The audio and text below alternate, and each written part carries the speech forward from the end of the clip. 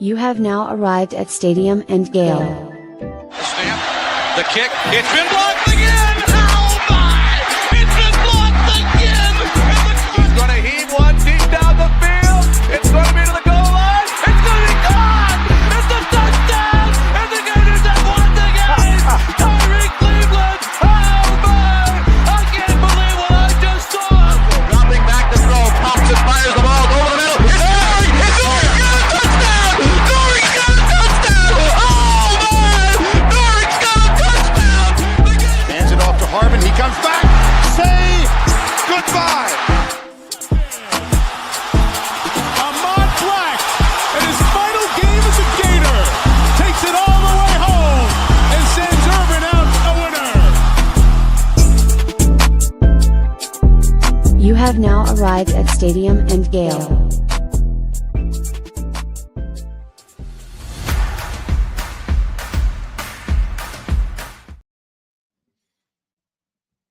Boys and girls, ladies and gents, welcome to another episode of Stadium and Gale. It's your boy Corey. It's Dan. And Delatorre. Same corner, same time. 2-5 will be with us in a little bit if the Wi-Fi is on point. Welcome to Stadium and Gale. Hit like, hit subscribe, comment, all of that. How was your weekend, man? Nick, you had quite the time. Let's catch up with Nick first, bro. You was catch with up with Nick. Media Day vibes. Ruining DJ Lagway's cameo. Oh, yeah. Just walked right into it. Preseason All-American offensive lineman. No cameras, please. I've been going. So Monday we had the show. Tuesday we did our first Florida Victorious Media Day with like 20 guys. Great idea. After that, drove up to SEC Media Days, followed Lagway around. We had a donor event after that. Drove home Thursday. Friday we did our second one. Saturday, I was up in St. Johns County, not Duval. We were in St. Augustine. Smelled nice. Elite vibes. St. Johns County. Love St. Augustine. Shout out, no free shout out. It was a Dream Finders Homes. Dream Finders the new owner of the Rays. Dude, a ton of people came through. Like, I think they said over 300 people popped through during the 2 hours. Jeez. To see the guys. Cool to kick it with them. Went to lunch after, back home. And then Sunday we did our last Florida Victorious Media Day. All that content is coming. And then I was at Swamp Party today. Was there all day, and then literally just left a to-be-released, undetermined, or it'll be out in August, but I can't talk about it. We should commercial. Yeah, so. It's really cool. Nick was telling us before the show started, so be on the lookout for that. I can tell you, Nan. Oh, man, no, I had a great weekend. I was up in Chicago with the boys. We do a guys trip every year. Last year we went to Whistler. This year we went to Chicago. Next year we're doing the Bourbon Trail. So it's a group of guys that I grew up with. Always great to see them. This is really the only time of the year that we all get together. So great time, great weather up there. I did shoot the lowest golf round I've ever shot. I shot a 78. I know that doesn't mean things to a lot of people that are, scratch golfers or consistently do that. But to me, I've been stuck at 80 6 times, I believe. And so finally breaking through on 16, I thought it was over. I drove the ball, just didn't get good, just didn't strike it well. Ball went about 125 yards. But maybe hit the best 5-iron I ever hit in my life. Was able to go up and down for par, able to break 80, and you could not get me off of that high. But what, boys, I'll tell you, I think I'm getting close to retiring. Not from golf, just late nights. Buddy. You've been saying that for 2 years now. You've retired more than MJ. Stop it. Yeah. Stop it. Retired more than Jay-Z, man. This guy. He just said the buddies are doing the Bourbon Trail next year. Yeah, literally going on a bus that just takes you to distilleries. Yeah. And he's trying to hoist up his yellow jacket. Yeah. Oh, man. It's time. It's about time. We're going to tap in some relief pitchers folks like Harrison, people that are a little bit younger. I think my time is running out. This recovery time is taking a little bit longer, but I do want to thank some people for some shout outs and places to go in Chicago. We had a great time. And always, if you're in Chicago, go check out 3 Dots and a Dash, my favorite bar in all of the world that I've been to. Buddy, so go check it out. I love that caption. If you are a tiki bar, I will find you. I will. I'm a big tiki bar guy. But no matter where you are, if you're in Chicago, you're in San Diego, you're in Hawaii, or you're in Bozeman, Montana, I will find my Mai Tai and suck it down. Pause. Whoa. Yeah, I can't just say that. Can't just say that. Yeah, all right, Harrison, we are not the same age. Yeah. See you later, man. I had to remove myself from that situation. Yeah, no, I don't blame you. Shout out to Jordan Scarlett. He hit us up with a super chat. He's not going to be able to make it. He is doing. Can we talk about it? Yeah, I'm pretty sure you could talk about it. It's not like top secret. Like what he's in the CIA, and he's Jordan's doing a program where he's working with the Jacksonville Jaguars. So when we said the internet wasn't working, so surprised what city he's in right now. But Jordan is doing a program with the NFL. He's going to be working on, I believe, special teams this summer. So he's going to be up there. So he might be a little hit or miss these next few weeks, but he certainly sends his love to you all. Shout out to 2-5. 2-5, what you do, man? 2-5. Hey, Scarlett, take care of my Jags while you're out there, man. Soak in greatness, bro. Bring that greatness back to the show, bro. Yeah, so no, we appreciate that, Jordan and Harrison. As always, no personal questions on this show. All right, Corey, how was your weekend? Beautiful, man. Beautiful. Pre-birthday vibe. So the wife took me out, treated me like a bad chick. You know, when it got me some man. Kept this weekend. Yeah. Kept the man. I was swept off my feet, bro. It was like real vibes, man. So did a little shopping, hung out with the wife. It's real, just like back to the old days. When my daughter's going to college, my son don't really want to hang out with us and be around us like that. He want to just do boyish. So we hung out, watch some TV, chill, real cool vibes, bro. Happy birthday to Billy Napier too. It's like I didn't know Billy was born on Silk Eve, man. Silk Eve. It is almost Corey Knowles' birthday, so I want to wish him. I had it on the agenda here. I was going to surprise him, but he surprised us. You got some new spectacles, I saw. Yeah, man. I needed some glasses bad. I know y'all see me squinting on here every week. I keep losing and breaking glasses. I'm bad with glasses, so in between glasses, I end up squinting. Can't do contacts, but I've been waiting because I wanted to get these for my birthday. Got the Ray-Ban Metas. So, take the content up a notch. You got the Metas too? Hold on. Yeah, I was following Lagway around with these. Oh, you in the game, baby. Big content. Like I'm about to live stream from these at the media day, which we'll talk about in a little bit. Yeah. But I think they fight. Also went, beach walk, went shopping. Like we just, did little teenage things, man. This is an illustrious life you've got going on, Corey. You're gonna be at a nice age. The kids are gonna be out of the house. Yeah, the entire world in front of you. Yeah, career speaking, life speaking. Try a super chat, and I will leak Dan's personal information online. Okay. Yep. Yeah. Phone number. Harrison, drop us a band, and I'll tell you how old I am. All right, let's get into a Brunt ad read, and then we'll get on with the program.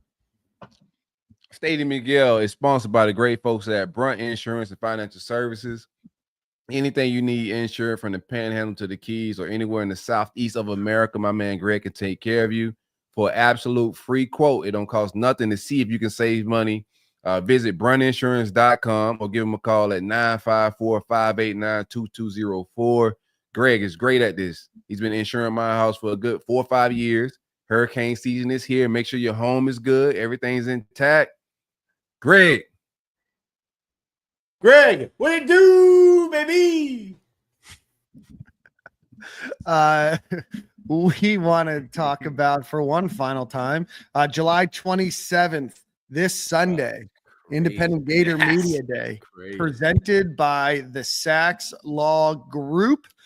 It is us, High Top Sports, and Gators Breakdown all of us will be there. There will be a few other content creators there as well, maybe a few special appearances and some unannounced folks so far that might be able to make it up there. We also have Vernell Brown, Pup Howard, Jacoby Jackson, Jaden Robinson, Drake Stubbs, Trayan Webb, Jaden Woods, and more. So come hang out with us July 27th at First Magnitude Brewing in Gainesville, Florida. I'm going to drop the link here in the chat. But if you are listening online, I'm going to read it to you. It's posh.vip/E/inaugural-independent-gator-media-day. Maybe next year we'll shorten that out a little bit, but go check that out again. posh.vip/E/the-independent-gator-media-day. Come hang out with us July 27th, Sunday in Gainesville at First Magnitude Brewing. Tickets are $25. The link is in the chat. Would love to have you guys there. Let's get into media days. Nick, you were there. SEC media days happened over the past over this past week, pardon me. We're going to get into some quotes. 8 Gators were named to the preseason All-SEC list that was selected by members of the media covering SEC media days. Jake Slaughter and Austin Barber. We're going to coincidentally talk about offensive line today. First team, Caleb Banks, Trey Smack, Rocco Underwood were named to the second team, and Tyreek Sapp, Eugene Wilson, the third. There's that notoriety for him that people were clamoring for last week, and Jaden Ball all on the third team. So from there, also the Gators were chosen 6th in the conference. They did receive 2 first-place votes to win the SEC championship, and this is the first time they've received votes since 2021.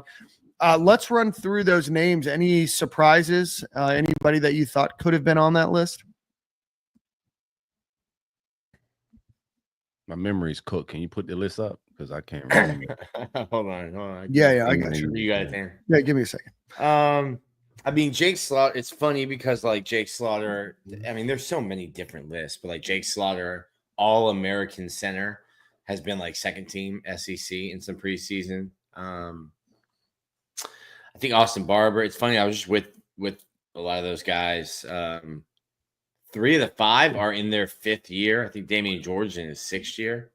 But I think Austin Barber being on there, he's played through so many injuries. Like, I don't think that we've gotten like even a half a season with like a healthy Austin Barber between shoulder and foot.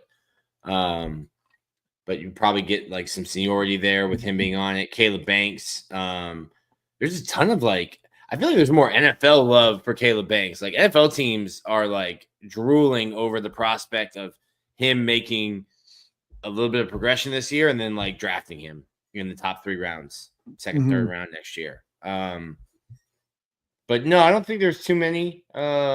EA likes Tyreek Sapp. PFF loves Tyreek Sapp. Yep.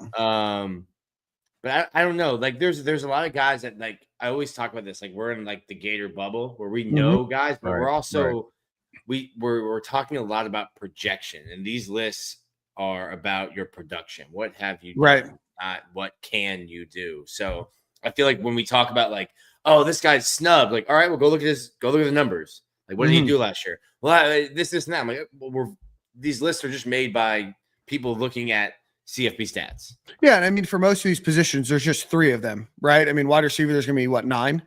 So there's a little bit more leeway. But if you're talking about a defensive lineman, you have, pretty limited, number of spots. So you can be good, but also the reality is that there's a certain number of spots that may not exist for you. Doesn't mean that you're bad. It just means that there might be somebody just a little bit better than you. Yeah, it's tough. It's not. I don't think we snubbed anywhere on the list, to be honest. This isn't the ACC. This isn't the ACC. Spots are limited. I think Eugene Wilson on there. No offense. I mean, maybe a little bit of a surprise. Yeah, I think that's not a snub. That's a good nod of right. Like you saying, ceiling being looked at with there. But if you look at Jake Slaughter, If anybody was snubbed, he was, right? Like if he got All-American last year, for him not to be first team All SEC preseason is a snub. You know, I think that's a little bit of disrespect. But I like Jake Slaughter to be disrespected. It's not a sexy pick. You know what I'm saying? So they probably went with a sexier pick who they think may have a higher ceiling. But if anybody was snubbed, I would say Jake Slaughter. He should have been first team. Jake's probably sick of seeing me. So I saw him at media days, our media day, their media day, and then I saw him again today. I'll tell you what, Jake Slaughter has no idea. Not a clue. Not a clue what preseason ranking. You know, I love Could Jake not be Slaughter. bothered with Whenever I see him, I'm like, that's a guy that could be a CPA. Yeah, you know, that's a guy that could be an electrician. He could be, you know, a city planner. He could be anything. He really just wears all types of hats. Guidance counselor. Yeah, guidance counselor. Yep. He could be a pastor. Yep. Yeah. He is general contractor. Like he could be a local entrepreneur. He has I one of would those trust him in handshakes. anything he told me that he was doing too. He just looked like a very wholesome guy. Did you see the shoes he wore to media day? I did. What a guy. Yeah, bro, that's Jake. Jake is wearing Del Campo socks too. Yeah, I mean, no free ads, but they did give us free stuff. So, my wife took those socks. Zach, my guy. Yo, Zach, I need another package. No, Nick doesn't need anything. I do need returns the cups. Bro. Yeah, I need Zach. No. My wife took all the socks. All of the Del Campo socks are in her drawer. I'm sending. Let me minute mark this because I'm sending this to Zach. I need some more socks, my boy. We just gave you a free ad read. Yeah, sock business is doing good for Zach. By the way, we got to bring him back on, man. Socks don't sock. What? We talked about you on the pod. I didn't feel good about it. Anyway, I was taking pictures. So, shoot, what was I gotta go look at my story. So Caleb Banks had on Christian Dior, naturally. DJs were what were DJs? Not probably something I can't afford. While you look that up, Jake and Austin are both first team All SEC. I think we said that. Them boys ain't go see Hong Kong Andy, man. That's crazy. They need to. He was just in Tampa last week. I missed him. Oh no! He sent me multiple messages, man. Hey, you're gonna be able to make it? I said no. Shout out to Hong Kong Andy. Shout out to Unique Productions too. Sorry, just got here. Took 5 ad reads to get in here. We don't control that, but I appreciate you making us a little bit of money and the super chat on top of that. Pay bills, Unique. You know, I appreciate you, my boy. Sit through it, man. Yeah. So DJ was in some Alexander McQueen's. Caleb was in all Christian Dior. My guy best dressed. And Jake was in some shoes. I asked him about them. He's like, "Yeah, I wear these in the facility. I wear these in the." No, they were not new. They were not newly purchased. No, they were not new. Everyone bought shoes for media days. Jake was like, crazy. "Oh yeah, I should wear shoes to media day. Let me go in the closet and grab what's here." Jake is first team SEC. Oh, what am I missing? Yes. Yeah, Jake. By the writers. I'm tripping. By the writers at media day. No, so Jake was not. Thank you, Jeremy. These guys weren't gonna say nothing. They're just gonna let me sound crazy, Jeremy. Hey, Jeremy Fisher, I appreciate you, my guy. Thanks. I think man. I led you astray because I said probably on some lists Jake hasn't been. There's so many lists. He hasn't been like a unanimous preseason first team All SEC, which I thought was crazy. Like Phil Steele had him as the second team center, and I'm just like, how? How? He was literally last year voted as the best center in the country. So how this year is he the second best in his conference? But in preseason at SC Media preseason at SC Media Days. But how do you get demoted? This is like the star rankings when there's no camps and there's no games and guys drop 47 spots. You're like, oh, you can say this now that you're not at 0-3 and 2-7. I never liked never liked the stars. Never liked them. God, I just kept my mouth shut. Now you can be honest about the boys losing their rankings and no football has been played. That was crazy. That's still crazy. I don't get it. I don't get how guys drop from December to February. There's no camps. There's no games. And guys are free falling like Tom Petty. Like, what are we doing? Yeah, it's crazy. It's crazy work, man. We lost Dan. I guess he got the same Wi-Fi Jordan guy, man. He must be at Jordan's hotel in Jacksonville. He'll be back. But yeah, so I'll talk a little bit more about media day then. The media day was interesting for me. It was just it wasn't a Florida Victorious thing. I just asked Florida, hey, can I just follow DJ around from room to room, like not have to stick into that one media room y'all see with the podium. And that was cool to see, just like following him around. It's the first time I've been going to media day since 2013, and it's the first time I've actually seen what goes into it if you're a player. And my goodness, like, I knew they got asked a lot of questions, but like seeing it, it's exhausting. He handled it really well. I think they knew going in everything was going to be about how's your arm, how's your health, when are you throwing, how much have you thrown, when are you going to throw, can you throw me a ball right now, all that kind of stuff. I thought he handled it well. Immediately, it was the first time he was asked about it at that main stage. They're like, hey, I don't have a prosthetic arm.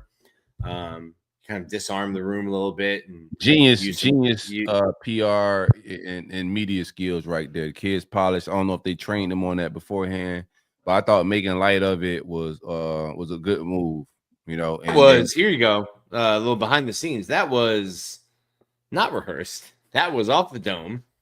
Me and the Florida rep that was with them, we looked at each other and I was like, is that you? He's like, no. I was like, okay, good for DJ. Elite. The kid's ready for prime time, man. One cool thing I'll leak. It was from one of the back rooms with some national reporters. DJ, after watching Netflix, the Netflix series Quarterback, went out and basically purchased the same like film setup that Kirk Cousins and some of the guys on that had at their homes. So basically it's like whether you're at home or basically if he's at home, it's the same as if he were in the facility. He can go through film, has his iPad, hooks it up and can draw, rewind, zoom in, do all that kind of stuff.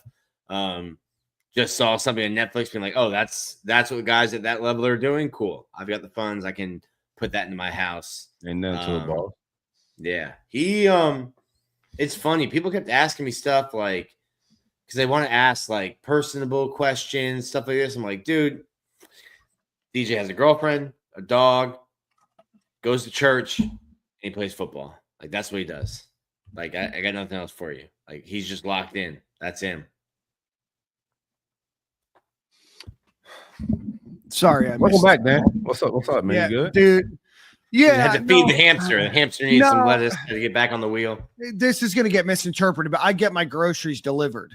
And this is a different level. So anyway, so I get my groceries delivered, right? And they're supposed to come between 10 and 11 p.m. And all of a sudden they're like, we're here. And I got stuff that can like, it needs to go in the freezer, refrigerator. Dan's one of those guys that like while he's you have the butler. Why didn't you have the butler? Yeah. He's off the clock today. He's off tonight. Yeah. He's off tonight. What a benevolent boss. Hey, Jeeves, take the night off. Yeah. Dan strikes me as one of those guys, Silk, when he's on the boat. He's just like looking around going, wonder what the poor people are doing today. With that belly laugh. So anyway, yeah, see, to shout out to 2-5, I get my groceries delivered too. I knew I could count on Jordan for being a man. Look at this, bro. Like, I got up my game, bro. Delivered. I actually like the grocery store, bro. Like, my wife gets the groceries delivered. I'm like, what are we doing? Let's go. Oh, you store. Well, everybody's delivering groceries around here. I go to the store. Oh, okay. I did it before, right? I'm not gonna like I never tried it. So I tried it out before, but whoever picked out my groceries was trash. And so I was just like, you know what? I can't have a bozo picking out my produce and like my bananas and stuff like that. So if it's some random from CVS, I'll Uber that. But you got a grocery guy, I could tell. Like, you're just on a regular little clock there that brings you, a nice little healthy bag. And groceries is expensive right now too. So this is a real flex.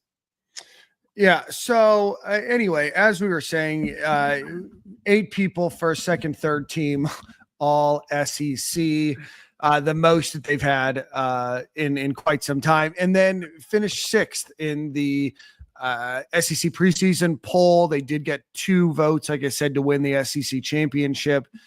Your guys' thoughts let me just go back to the list here. That top 6 list is Texas. They're slated to win. They got 96 votes. Then Georgia, 44 first place votes.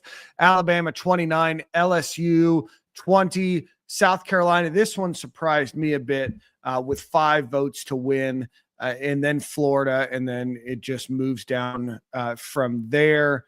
A lot of schools receiving votes. The only schools that did not receive a vote to win the SEC this year were Texas A&M, Missouri, Arkansas, Kentucky, and Mississippi State.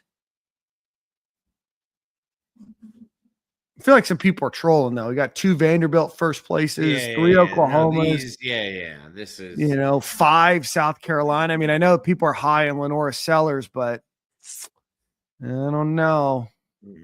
Start to release the lists. Let's make this an open ballot. Yeah, I didn't Yeah, vote like, this what's- year, but It's the guy that, like, the guys that makes those votes. Like when South Carolina, if they go and win the conference, like, well, I picked them all. See, they don't tell you preseason that that's their pick, but if it hits, it's like, well, that's who I voted for because I had them high.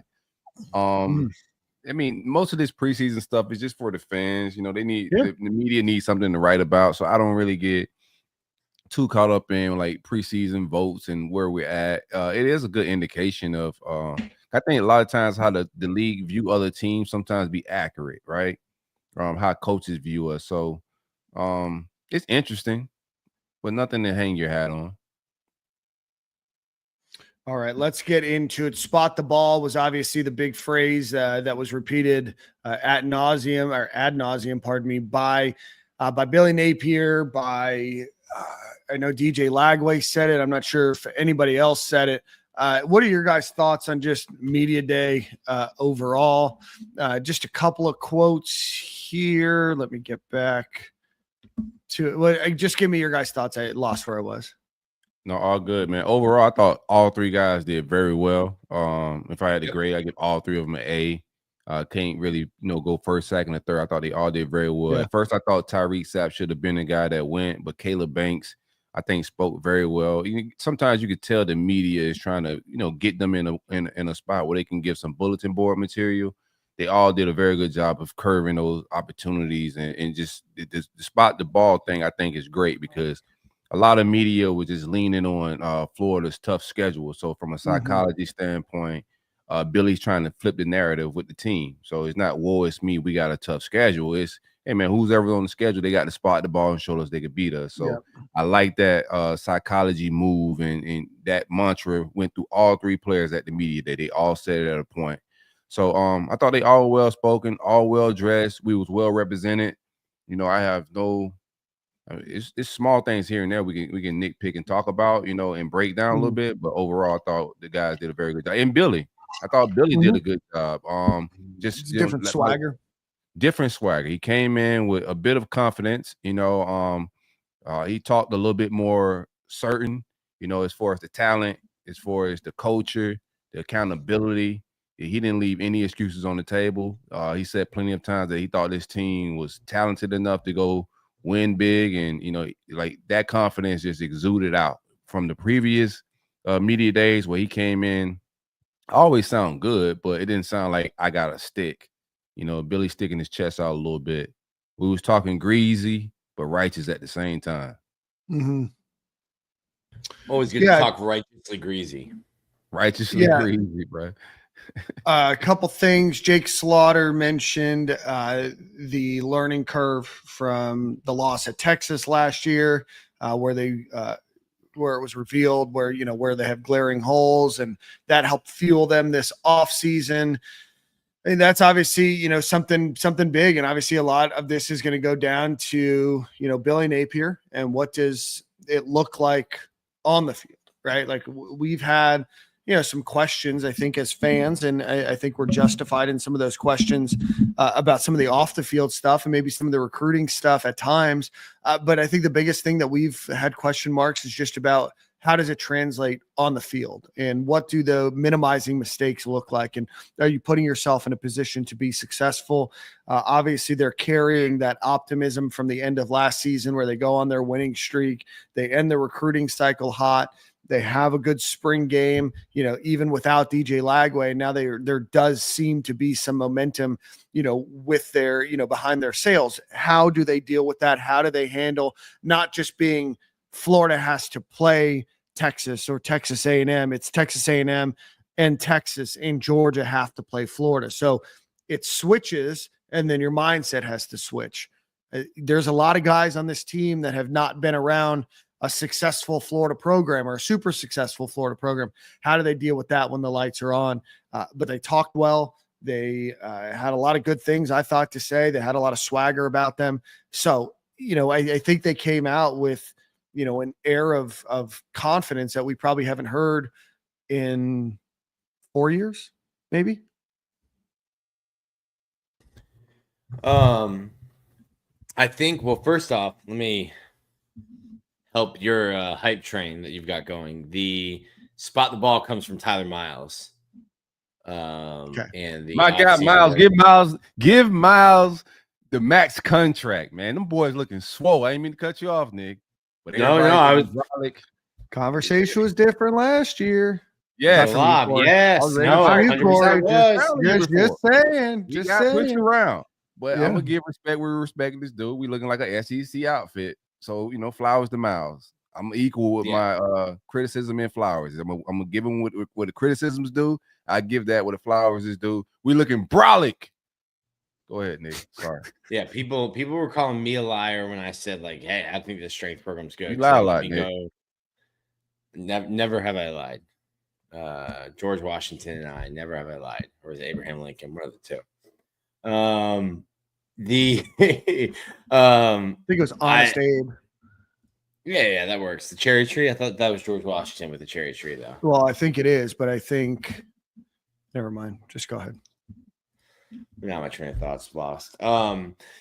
It'll be interesting because I don't know. I have to go through and look at the roster to see how are there any Mullen guys left? There's not many, if there are any. Couple of your first team All-Americans are Mullen guys. Slaughter, Barber, Sapp, Asa Turner. Turner was not here with Dan Mullen unless he's recruited. He played football when Dan Mullen was playing football. Yeah. I think they were both playing football. Dan Mullen recruited him when he was the offense coordinator at Florida. He said he told him he could be the next Reggie Nelson. Yes, perfect. But I think we're at the point now where, and a lot of people, I'm probably at this point. I know a lot of fans are. It's like there's no more oh, it's building. Oh, you're building. Oh, DJ's just a sophomore. You have to win this year. Yeah, excuses are done. I think that's what I think Billy knows that too. He's always said it too. Even when we wrote negative stuff. Not that I would ever do that, but when we wrote negative stuff, it was you wouldn't write that if we won. I was like, yeah, you're right. You're right. Well, winning cures everything, right? That's how you solve the problem. Of course, we're not going to be critical of you calling a timeout out of a huddle if your team wins. But if you're down to one timeout left for the entire last 27 minutes of a game because you called 2 timeouts 3 minutes into the quarter, then people are going to be frustrated, right? And so I think we're all to a point, and I am, where I've met Billy a bunch of times. I think he's a swell guy. I think that he's got a lot of good people around him. I think that they have a great foundation to be successful. Now you have to be successful, right? I don't know what else to say. And I don't even know if 8 wins is enough. I mean, it will be enough. I don't think they're going to fire him at 8 wins. You have to get to a point where these are your guys. And how much longer can you kick that can down? But it does seem that there's a confidence in Gainesville, around the media, with the coaching staff, and with fans to say, hey, it's time for you to go be successful. Mm-hmm. Yes, sir. This is just a year. This is a year they've been aiming for, they built for. Looking at the roster, I got a few takes, but I mean, even looking at the portal last year, I know a lot of us wanted to get aggressive with the receiver transfer portal stuff, but look at the receiver room now. I don't think anybody think that was a necessity. Let these guys operate. This is the year they've been aiming for. Mm-hmm. He's coming in speaking confidently. I don't have no doubt in my mind that the talent's there. It's not a talent issue. We left a couple games on the field last year that we could have won. Early in the season, we wasn't prepared. I like that we got LIU early, and then USF, so it's a build up. But yeah, it's that year. It's just no excuses, man. We should be prepared when big boy football comes. It's gonna be back-to-back weeks of heavy hitters. We got a big time schedule, so more than that, the gauntlet of a schedule. Yeah, there's a couple gauntlets in the schedule. Two tune-ups at LSU, at Miami, versus Texas, at A&M. Not worried about that Miami. Spot the ball every game. Say each game. We can't just say we're playing at Miami. We're playing in Miami Springs. We're playing in Miami Gardens. Yeah, Miami Gardens. That's like going to Jacksonville playing neutral Georgia. Site game. Neutral site. Yeah. Find me at a table at 11 after the game. Wait, you'll find me 11. They weren't able to strategy. And be honest, they weren't able to finish the construction on John Marise's stadium in time for this game. No. Let's see how my stock. He did with the renderings. Like, wait, and hold on. Pause this conversation while Dan looks at his stocks. Didn't Dan just say he retired and now he's at 11 in September? 11 is that's what I was trying to figure out, man. Standing on their furniture and then standing on 11's furniture. Standing on business during a bender. I don't want to disrespect Hard Rock's furniture. They didn't have anything to do with the disrespect and the ghetto-ness that they brought to Gainesville last year, right? That's why we don't want to invite y'all to our city like that, bro, because y'all just don't know how to act. Like y'all never won anything before. But anywho, Hard Rock don't have anything to do with it, so I'm not gonna stand on Hard Rock's furniture. But yeah, 11. Then you cannot go to 11 talking about like you can't. 11 don't close, and I found out that in 11 one night with some friends. It don't close. Catch a flight back after. It doesn't close on Christmas. Me hanging out with my pal Tiesto. It's just me and Tiesto hanging out. You're gonna need a flight to get through the night. Harrison, the Life Wild stock is not looking great. Thanks for asking. Shout out to John Ruiz, man. Shout out to him. Shout out to John.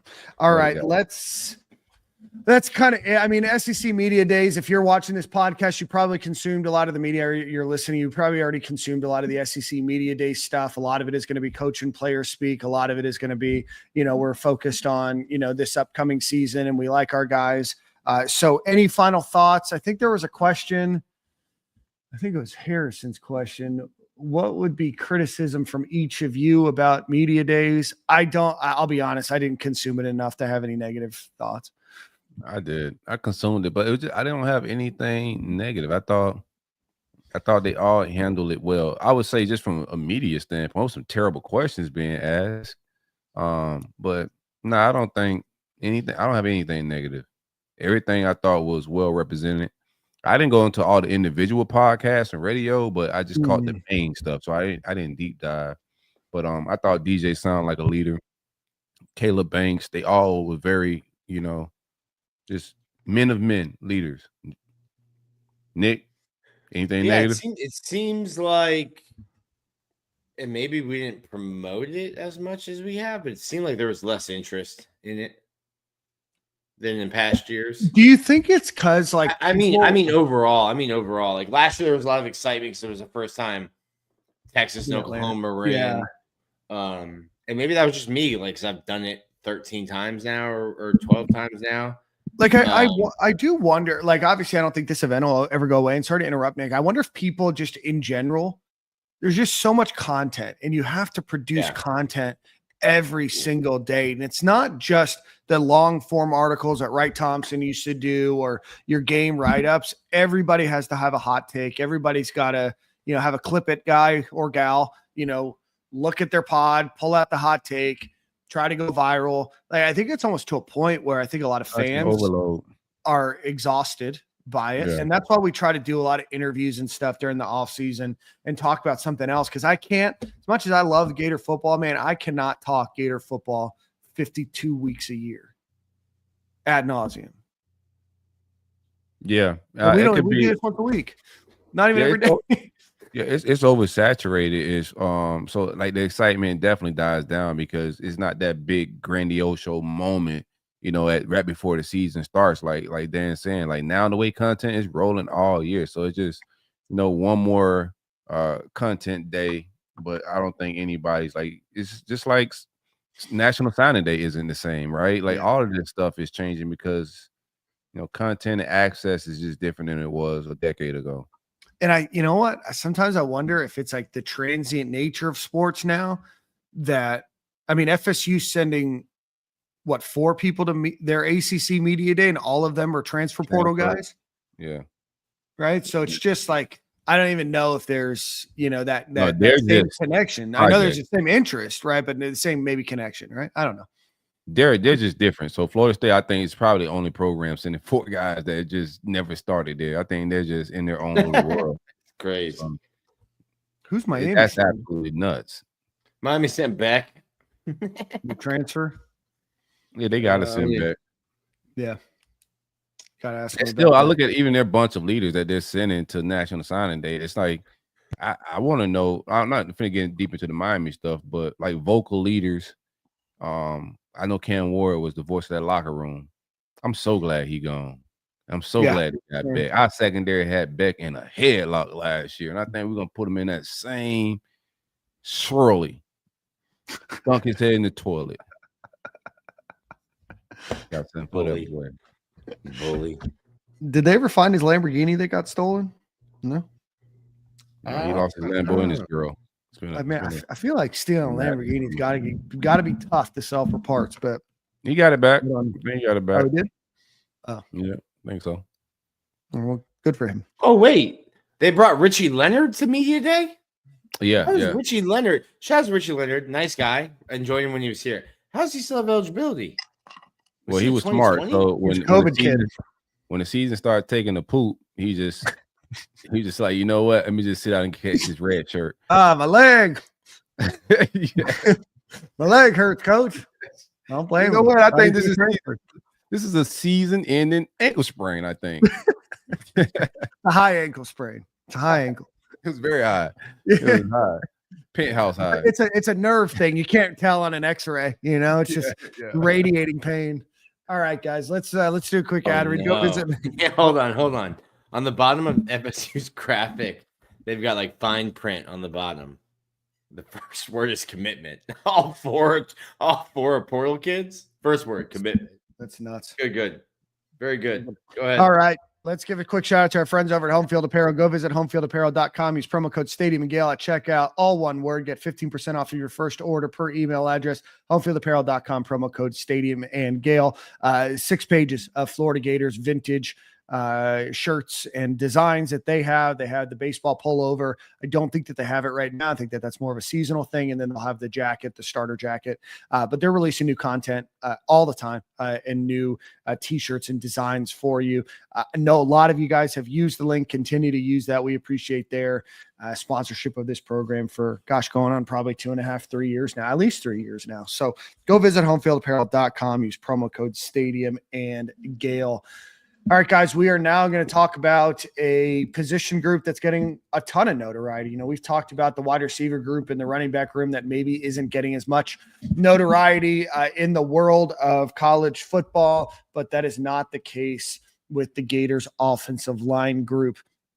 They are returning 4 of their 5 starters last year. Their only loss is Brendan Crenshaw-Dixon, who's now playing in the NFL. But last season, Jake Slaughter, he returns 728 snaps, All-American. Austin Barber, 664 snaps at left tackle. He's back. Najee Harris at guard, 599 snaps. Damian George, 412 snaps. And then Bryce Levitt, 290. Cam Waits, 217. Devon Manuel, and I guess we can talk a little bit about that at the end, lest us forget. He had an off-the-field issue. Rod Kearney, 32 snaps. Caden Jones, 17. Fletcher Westfall, 12. Christian Williams, I think he's gone, right? Or is he still here? Yeah, I don't remember. And then Hayden Clem, the walk-on. So the Gators are going to, like I said, be returning 2,983 combined snaps. A lot of depth behind that, and then certainly a lot of players on this depth chart that have not played, Jason Zandamela among them. So let's talk about this starting 5 group. Guys, what are you most excited about?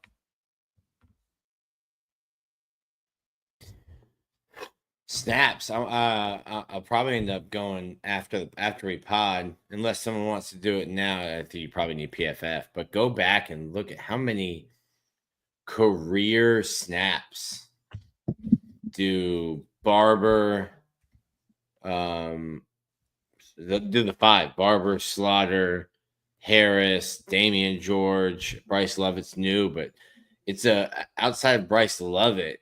I mean, Najee started every game last year, I think. Barber started every game. He was healthy. Slaughter started every game.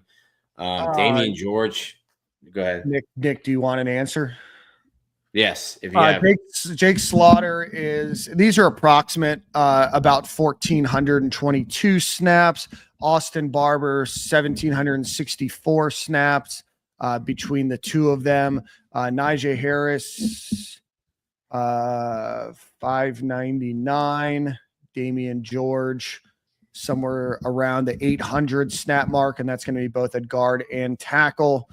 So a ton of snaps. I don't know if they'd ever return that many. I mean, at least in recent history. It's almost 1,000 across. I mean, we didn't do Bryce. Bryce didn't play last year. No, Bryce Lovett has 290 career snaps. So it's over 4,500 returning snaps, career snaps across the line. Look, I mean, we've talked about the quarterback position already. Like keeping DJ upright and healthy is going to be paramount, and it's probably the best going on paper, the best offensive line we've had to look at. Brother, it's got to be since like 2006. I just stopped. I just drew a blank. Like probably since A Pouncey was on the line. Yeah, I mean maybe 2008, right? Yeah, from left to right, looking at it, I can't recall sitting here sitting in July and saying, yeah, really, really like this offensive line and the potential. Never on this program. I always say positive. No, we've never in 6 years talked about going into a season excited about the offensive line. I think last year we thought they could be improved, but I don't think we thought that they would be as good as they would be. I don't know if anybody thought Jake Slaughter would be a first-team All-American. Yeah. No, I mean, Jake Slaughter, we found out who Jake Slaughter was as a player because Kingsley Aguakin got hurt. Right. Like, we wouldn't have seen Jake if Kingsley didn't go down. It's been good development. I know we've been all criticizing the star quality of players we're getting in the recruiting process, but when you start getting All-Americans and the type of snaps and the way they ended the season last year, I think DJ also, like the way he plays the game and the way the offense changes, help protect and help those guys be a little bit more better. I think their numbers improved because of that as well. Linemen just couldn't pin their ears back. They got to, pay a little bit more attention to that RPO. The run game is different. Then, got a guy like Graham Mertz dropping back there. It's a little bit different with how the defense plays. So I think that helped the offensive line out for sure. But the overall development has been impressive. If there's any, I like all the returning snaps. Mm-hmm. If there's any position battle in that starting five whatsoever, y'all think everything's just kind of locked in? I think Nick would probably know best. I think it's going to be that right tackle position, right? But I mean, it seems like Levitt's got that position. I don't want to say locked down, but certainly the leader in the clubhouse. I think the sixth guy would be Rod Kearney at guard. Right. And Rod can play left guard, right guard, or center.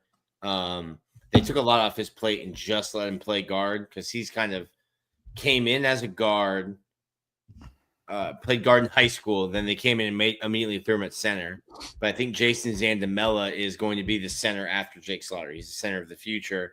So they're trying to find a space for Rod and a space where, hey, if we think Zandamela is going to be the center of the future, he needs to be getting those snaps. Like he needs to be getting those 2 reps in practice, put Rod back at guard, kind of where he's more natural. And then I think Rod, too, is personally putting words in his mouth. This is just me talking, but like, hey, I want to play football. Where can I play football? It's going to be easier for me. I can perform at a higher level if I'm not worrying about playing center, making the calls, making the protections. And then hey, half my reps are being taken away while I'm trying to learn that, and no, you have to go play guard for half the practice. So I think that's been good for him, just to have that taken off his plate cut in half, really.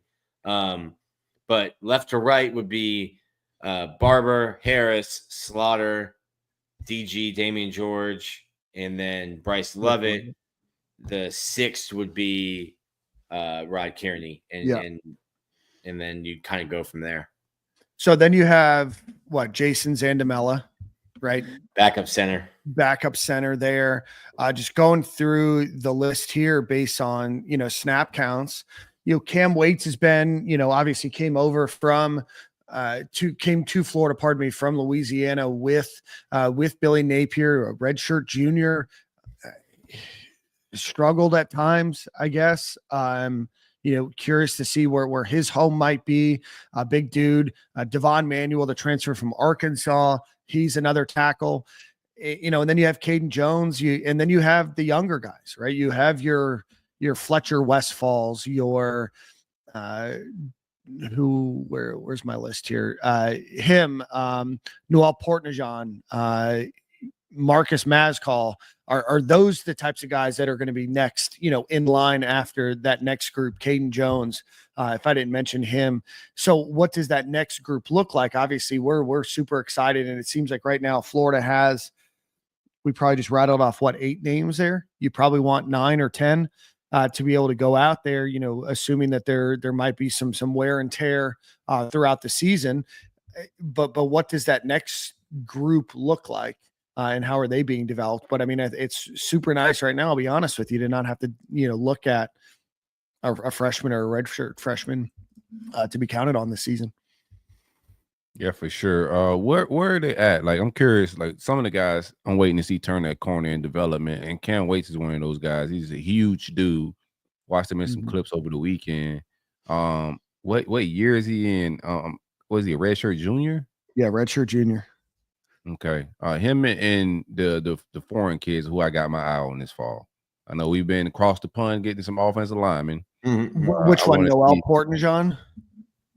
Correct, Amundo. I think we got 2, right? If I'm not mistaken, just 1. Yeah, and then three. Isn't Enoch is from Africa? He's from Mozambique. Yeah. Enoch Wangoy is from Manchester. Yep. Okay. And Noel Portnajan is from Germany. Portnajan. I'm taking French right now on Duolingo because I'm going to be going, or German because I'm going to be going to Germany, and it's a tough language, man. But I should not helping the accusations here, Dan. Not helping the accusations. Learn German. What are the accusations? I don't know. It sounds funny. Don't question my jokes. I guess that I'm traveling. So Corey, going back to what you were saying, Enoch and Noel are not this year people that got your eyes on. I mean, I think Fletcher Westfall, he was the guy that played a little bit. Obviously, most of that time was in that Tulane game. He was a guy. I heard good things about Westfall, though. Yeah, I've heard good things about Westfall, and they feel confident if they have to go to him at the tackle spot. So, haven't seen it, but when I'm hearing good things on that end. Cam Waits is just a guy that they gotta develop him, bro. He's just so big. Hasn't looked the greatest when he's got in game. Where are they gonna play him at? Guard? So you can't he didn't look the greatest at tackle. I think they kind of moved him aside, right? Yeah, but I mean, I think he's 6'8", 370 pounds. So that's gonna be really tough for a tackle. Obviously, that size.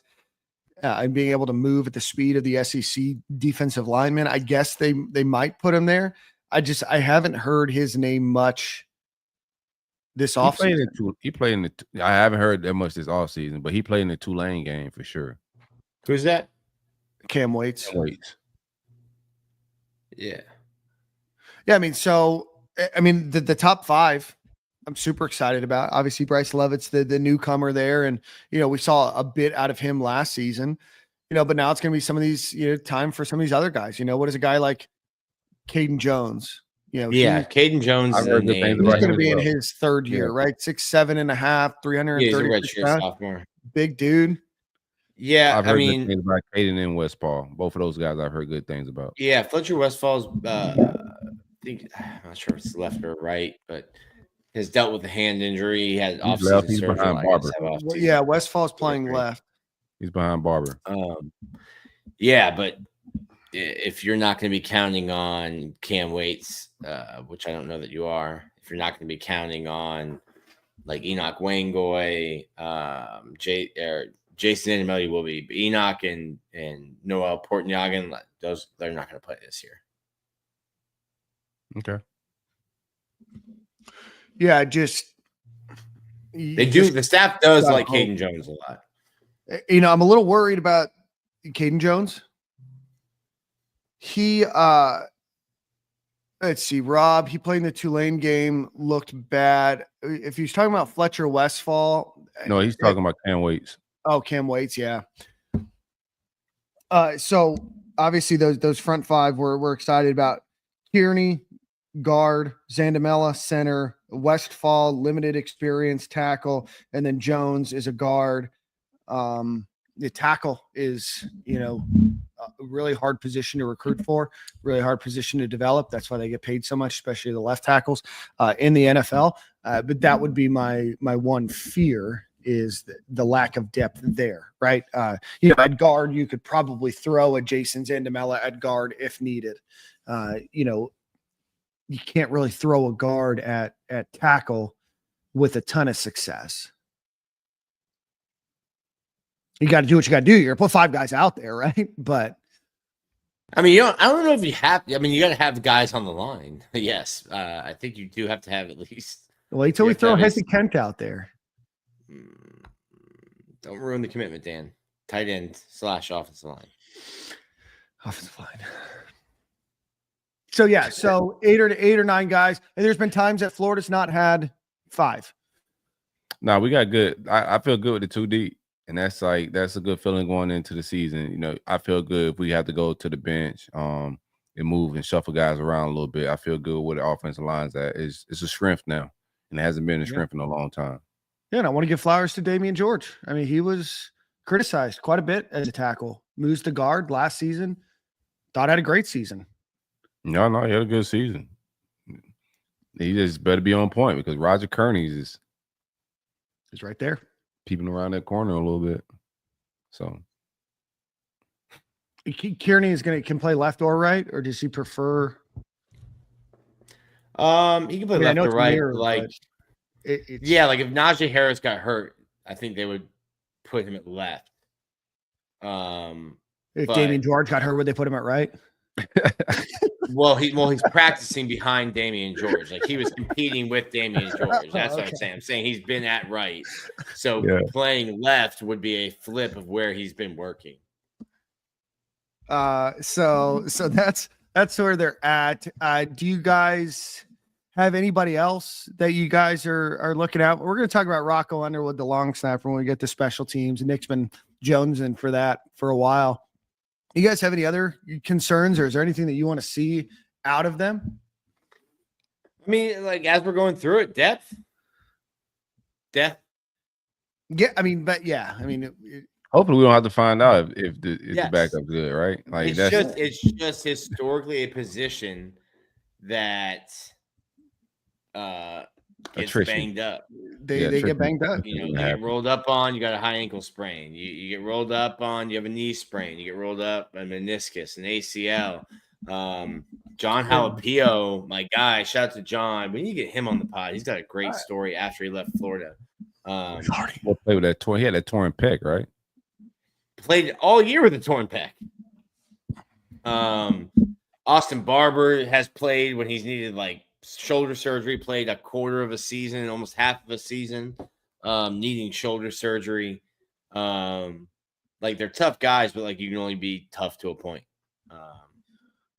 So the depth could be a concern, but how many teams? I used to always say like you want 10 guys and you want to back up left tackle and you want to back up left. Especially in the transfer portal era, like it's hard to keep guys around. It's very hard. And, they've lost a few. And I know a lot of people, not this season, but a lot of people have wanted folks out of the transfer portal for depth. And you got Damian George there and you got Devon Manuel there. Do we want to take a brief hiatus? Like, is Devon Manuel slated anywhere? Assuming that he would be a backup tackle. And going through it, he was a left tackle. It's not a Florida victorious story. Yeah, he played left, but he can play left or right. Not a Florida victorious story, but I did go look at the police report. Blue zeros. I guess it was just a vape pen in the car. The gun that he had was registered to him. It doesn't from dealing with the Muschamp teams when I was reading police reports as much as depth charts. He's not here to defend himself, Nick. Muschamp? I don't care. He's rich. From reading the police report, which I read too many. Thanks, Will. I don't see this being a thing where he would get kicked off the team or a thing that, I think this looks like something that possibly should even get dropped. Yeah, somebody was saying that they wouldn't be surprised the charge got dropped. A legal guy that I know. Not Andy. All right. Big kush. Yeah, but obviously offensive line is going to drive the entire success of your offense, right? Your running back room that we're high on. Yeah. Got to go through that group. Your wide receiver group that we're high on. Got to have time to be able to get open. DJ Lagway, who everybody is super excited about. Andy Staples thinks he's the best quarterback in college football next season, if he's prognosticating. Right? All of that relies on So does Uncle the Sil. offensive line. What? So do I. Alter ego. You guys, my alter ego. Do you guys have another better quarterback in the country? Enlighten me. What do you guys think? All right. Well, might as well put it out there. Yeah, I mean, I think that I've said it on this show, right? I think that DJ Lagway has all the tools to be the most successful quarterback in the country. I just have to see that offseason growth out of him, right? We had a lot of want to stand on business. That's crazy. We did what? I am staying on business. I'm staying on business, staying on the opposite corner of your business. You're the CVS and I'm the Walgreens over here. Right? Is that so? Is that like a city zoning thing? Why are they always together? It's smart business. Nick, I'll send you an article. It's a fascinating article about the number of corner blocks that CVS and Walgreens own and how many they lease to the other company. Huh. Yeah. Them and gas stations. So anyway, I think that DJ Lagway could be the best quarterback in college football next season. I absolutely do. I do not think today he is the best quarterback from what we know in college football next season. You don't want to he is the best quarterback on. He's the best quarterback I will see. You want me to name another one? No, I think he's about to be the best quarterback, in the country. There's a lot to be proven. He is not right now, but as the season play out, I think when it's all said and done, I think he's gonna be top dog. One or two. It depends on how it goes, but stay healthy. I think it all gonna play out well for everybody involved, including the top man, bro. As long as two stay healthy. I mean, we win. I do not think I would want another quarterback right now, especially because you've got 2 more seasons with him. Okay, you got one foot on business. Put the other one on there, bro. Come on. But right now, I do not think he's the best quarterback in college football. You don't understand on it. Who? Derek Lagway Jr. Who's better? I think you have some more proven people. I think Cade Klubnik might be. I think Lenora Sellers could potentially be. No. I think Nussmeier has a cannon. Who's the quarterback from Arizona State? I think that he's got a good arm. I think he's talented. Let me go ahead and mute Dan's mic real quick. Can't do that, Nick. Can't do that. This is the show where we got to be honest, right? You got to give our takes. I was honest about my take. Nick, you gonna stand on business or what's up, bro? Best quarterback I'm gonna see this year. You're gonna. I don't even know what that means. What do you mean that I'm gonna see? Like on the schedule. Best quarterback on the schedule. Okay, so then your disagreement is that there's a better quarterback not on the schedule. Don't know that I would say that, but I did say he's the best quarterback on the schedule. He's the best quarterback I'll see Dancing this around year. the business. You like you. Nick's a coward. You are like the cowardly lion from the Wizard of Oz. He's tap dancing around the business, man. That's crazy. These hips don't lie. Yeah, they are. They're lying right now. I don't believe you. I don't know. Nick, you don't have a hot take? You don't have any thoughts? Not a hot take artist, never have been. Then lie. You're used to lying. What is over this? Stand in the paint, Nick. We're gonna revisit this. I've made my statement. The chat's pissed at you. Saying Lenore, the chat's not pissed at me. Lenore Sellers is not better than DJ Lagway.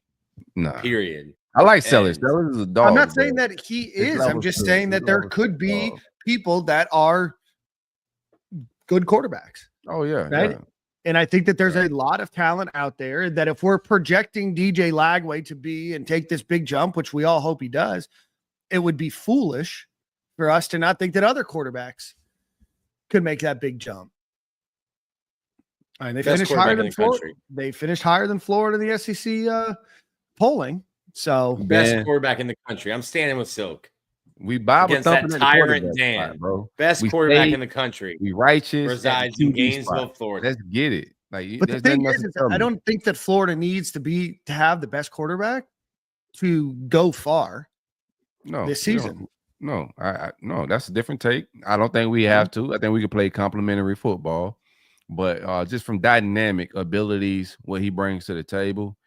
If he stay healthy, he's gonna be in the Heisman conversation. Like big plays is just what he does. Hopefully he takes that growth, like that growth from freshman to sophomore year should be vast. I'm expecting a lot of like improvements between his intermediate throws. We'll see how it all plays out. But if he just does and improve on what he did last year, he's gonna be in the Heisman talk, man, because it takes, of course, production, but just dynamic plays. And if he's healthy, we should get some dynamic plays. He was making them plays on the wobbly tire last year. Healthy legs, healthy arm. The country should be on notice, bro. If DJ Lagway's in the Heisman race, that means Florida's in the playoff. Tim Tebow won the Heisman without, Travis Hunter, not obviously a different kind of player, but not necessarily. So Jane Daniels, right? What are your guys' thoughts then? Right, we're just advancing conversation here. I mean, this is not a player award thing. So if he wins the Heisman, cool. But for me, it's playoffs a bust. Like the Heisman should be just added on any awards the players get. Like all of that is just fan stuff, and that's an added bonus. But nah, bro, you gotta get to the offs. I need to be able to talk greasy around. Florida goes 8-4, misses the playoffs. DJ Lagway wins the Heisman.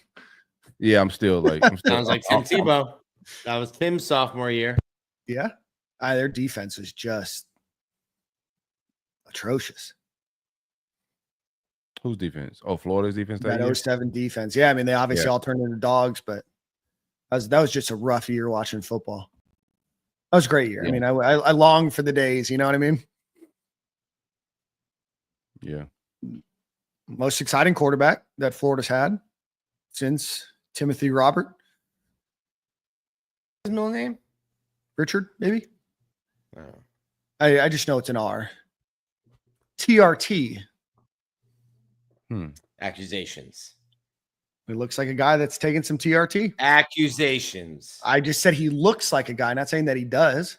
It's probably Runquavius. I took some. Him, Runquavius, Tebow. Runquavius, yes. Yeah. Raekwon, something like that.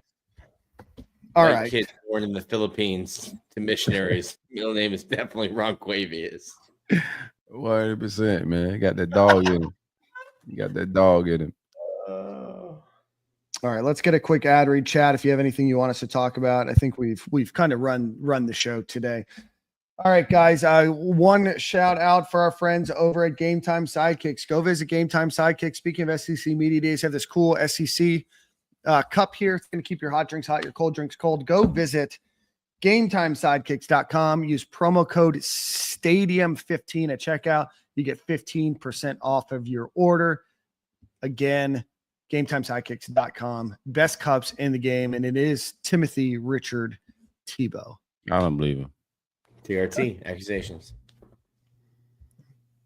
All right, guys. Any final thoughts before we head on out of here? Short program today. Well, we got a extra spot Saturday. So maybe short Monday show, but we will see you all because I know you're all coming to Gainesville Saturday. Yes, if you're going to come to Gainesville Saturday, please stay until Sunday because the event is on Sunday, July 27th at 2 p.m. until 5 p.m. But if you do come out on Sunday, make sure you visit Balls and whoa. Let's see, the Salty. Go visit Eric Zika over at Cantina Anejo, or you can catch Nick at White Buffalo. He'll be dancing on tables there. And gang. I think Nick really did retire. Yeah. I think he did. Wow. No, but please. Daycare drop off at 7 a.m. on Monday. Retired. Being in the car loop hungover is the Dickens, boy. 37 successful years of not doing the car loop. You gotta go raw, man. You gotta go raw, man. Harrison, if you're still here, he leaked it. He did for free. He leaked his own. Yeah, no, Harrison probably left. So go visit the posh.vip/e/the-inaugural-gator. That's crazy. -media-day, I believe. So go visit that link. Go hang out with us. Typing that while you said it? Probably. I mean, it's the inaugural independent Gator Media Day. So just type that in after posh.vip/e/ and then add hyphens in between. You'll get right there. If not, go visit our Twitter page. Go visit the YouTube comments. It'll be there. But again, that's going to be Sunday, 2 p.m. until 5 at First Magnitude Brewing. Come hang out. It should be a great time in Gainesville, Florida. One final ad read. If you're going to come into town, swing by Alumni Hall on Archer Road. It's going to be right off the highway. The GPS will probably take you right there. Go visit right on your way to First Magnitude. Go visit them. Let them know Stadium and Gale sent you. You can also go visit alumnihall.com. Anything you want for the Gator fan in your life, alumnihall.com. Corey, you have song of the week, my friend. Oh, I got the tunes this week, bruh. That's crazy. I'm not prepared. Melly Mike, Young, Black, and Rich. Shockingly. Who? Melly Mike. I'm not familiar with his work. Oh, well. I switched. Somebody must spend too much time on the internet then.